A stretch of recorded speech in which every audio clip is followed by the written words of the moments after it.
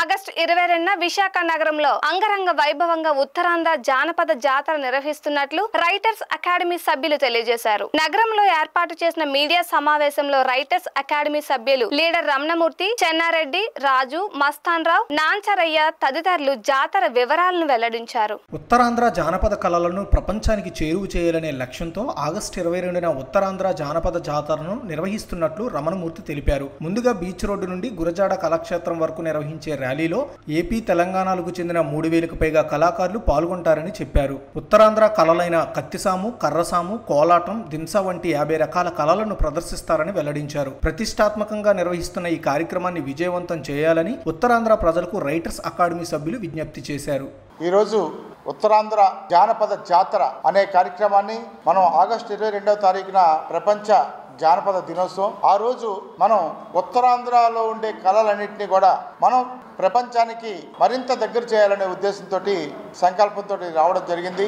దానికి writers academy నిర్వహిస్తున్నప్పటికీ కూడా విశాఖపట్నంలో ఉండే అన్ని కళా సంస్థలు కూడా దీనికి సపోర్ట్ ఇచ్చి ఇది ప్రోగ్రాం మంది మన విశాఖపట్నంలో నిర్వహిస్తున్న కార్యక్రమం కనుక మన అందరం కలిసి చేద్దాం అని అందరూ కూడా ముందుకొచ్చారు. వంగపండు ప్రసాదరావు గారు ఈ ఏరియాకి బాగా ఫేమస్. మీరు జానపదం అంటే ఉవ్వెత్తిన ఎగిసిన కెరటం ఎవరైనా ఉన్నారంటే వంగపండు గారు లేని లోటు తీర్చడానికి వంగపండు గారు అబ్బాయి దుష్యంత్ ఏం పిల్లడో ఎలా వస్తా అనే పాటని డాన్స్ చేసి దాన్ని రూపకల్పన చేస్తున్నారు. అలాగే ఈ మొత్తం ఉత్తరాంధ్ర జాతరకి రిఫ్లెక్ట్ చేసే విధంగా మనకి రాంభట్ల నరసింహ శర్మ గారు ఒక అద్భుతమైన థీమ్ సాంగ్ ఒకటి రాశారు. ఆ సాంగ్ని విజయనగరం సిఎంఆర్ ఫంక్షన్ హాల్ ఉంది, విశ్వప్రియ ఫంక్షన్ హాల్ బీచ్ రోడ్లో.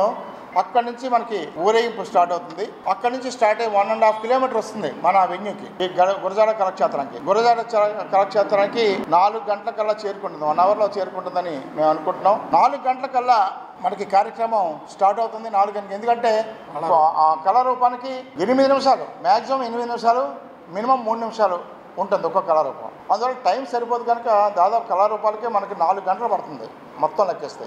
ఈ 4 గంటలని ఏ విధంగా మనం బ్రీఫ్ చేసుకోవాలి అనేది చేసుకుంటూ ఈ కార్యక్రమానికి చాలామంది, దాదాపు ఒక 400 మంది కార్యకర్తలు ఉంటారు.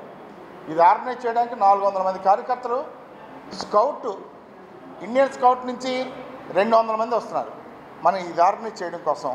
తరతరాల నుంచి ఇందులో తూర్పు భాగవతం అని పెట్టాం. తూర్పు భాగవతం చేసే టీము ఎందో తరం, ఇప్పుడు రాబోయే తరం 8వ తరం, 8 తరాల నుంచి వాళ్ళు చేస్తూనే ఉన్నారు. వాటి మీద రీసెర్చ్ చేసిన వాళ్ళకి 2కి PhDలు వచ్చినాయి. అంటే చూడండి ఎంత మంచి కార్యక్రమాలు.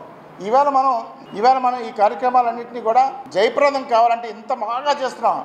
మత్స్యకారు నృత్యం, అలాగే రైతు నృత్యం, అలాగే తప్పెడుగుళ్ళు, పులివేషం, విజయనగరం నుంచి పులివేషం, కర్రసాము, కత్తిసాము, అలాగే మహిళల కత్తిసాము, తర్వాత గంగిరెద్దులు, బుడబుడకలాడు, ఈ జానపద కళలకు సంబంధించి